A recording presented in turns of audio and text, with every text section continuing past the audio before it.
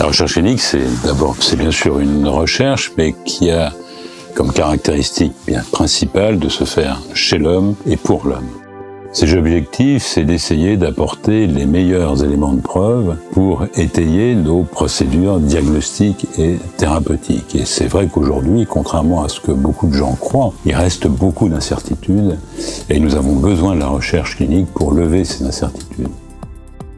Les examens de sélection aux participations à la recherche sont assez variés suivant la thématique de la recherche, mais c'est des soins en général qui sont assez simples dans le suivi classique d'un patient, des prises de constante, la tension, le pouls, le poids, la taille, des bilans sanguins qui permettent un petit peu de voir l'état de base du patient et qui seront repris au cours de l'étude pour voir un petit peu l'évolution. Ça peut être aussi des soins un petit peu plus spécifiques auxquels on est formé en amont.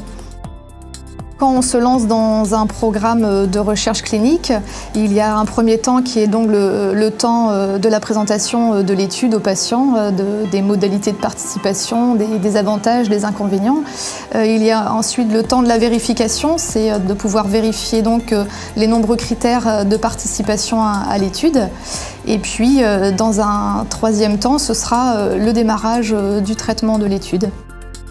Le malade qui rentre dans un protocole de recherche clinique voit en fait ses soins pour lui-même améliorés. Car lorsqu'on fait de la recherche clinique, eh bien, un patient est surveillé comme, si vous voulez, le lait sur le feu.